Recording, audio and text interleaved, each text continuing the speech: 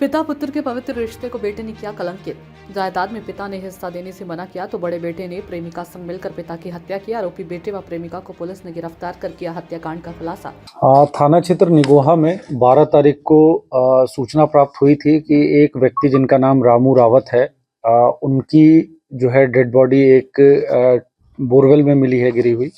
तत्काल मौके पर थाने की टीम ने निरीक्षण किया। जो उच्च अधिकारी हैं उन लोगों के द्वारा भी घटनास्थल का निरीक्षण किया गया। इसमें तत्काल शव को बाहर निकालकर पीएम हेतु मोर्चरी भेजा गया था। इसमें जो मृतक हैं उनकी पुत्री के तहरीर के आधार पर सुसंगत धाराओं में अभियोग पंजीकृत किया गया।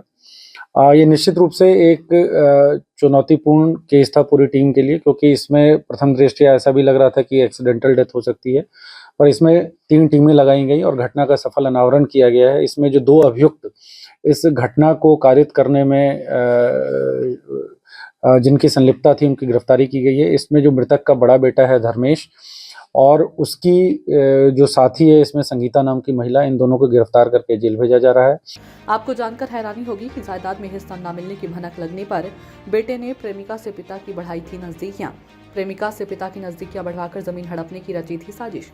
घटना वाली रात भी प्रेमिका को पिता के पास लेकर गया था बेटा, ये खुलासा किया है पुलिस ने। और मोटिव के तौर पे ये बात इसमें निकल कर आई है कि ये जो धर्मेश था, इसकी शादी अमेठी में, ये सबसे पहले तो काफ़ी सालों से, लगभग 20 साल से अपने पिता से अलग रह रहा है। इसकी शादी अमेठी में एक जगह तय हुई थी, जहां पर इसके ससुराली जनों के द्वारा, जो होने वाले थे उनके द्वारा ये पूछा गया कि इसको ज़मीन कितनी मिलेगी। इस पर इसके पिता के द्वारा मना कर दिया गया था कि इसको कोई भी ज़मीन नहीं दी जाएगी। ये बात इसके मन में बैठ गई थी।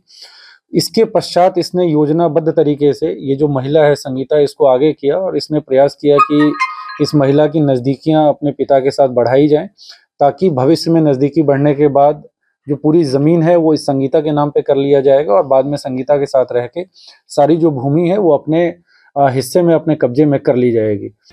पिता के अपनी प्रेमिका से बनवाए थे अवैध संबंध। बेटे व प्रेमिका द्वारा जमीन नाम करने का दबाव बनाने पर पिता का दोनों से हुआ था झगड़े के बाद बेटे ने पिता को धक्का देकर बोरवेल में गिराने के बाद जलता हुआ पुआल बोरवेल में फेंककर पिता को था जलाया। घटना को अंजाम देने के बाद पिता का मोबाइल लेकर व कमरे का दरवाजा बाहर से बंद कर हो गया था फरार। डीसीपी साउथ ने हत्याकांड का सफल खुलासा करने वाली पुलिस टीम को 25,000 का इनाम देने की घोषणा भी की। डीसीपी केशव कुमार के कुशल मार्गदर्शन व एसीपी रजनीश वर्मा के निर्देशन में थाना प्रभारी अनुज कुमार तिवारी व पुलिस टीम ने किया हत्याकांड का खुलासा। इसी योजना को ध्यान में रखते हुए घटना वाली रात जो था, ये संगीता के साथ ट्यूबवेल पे पहुंचा अपने पिता के पास। वहां पर किसी बात को लेके, जमीन की बात को लेके दोनों में कहासुनी हो गई और इसने अपने पिता को जो बोरवेल है उसमें धकेल दिया। उसके बाद जो आग बगल में जल रही थी वो भी इसने बोरवेल के अंदर फेंक दिया था।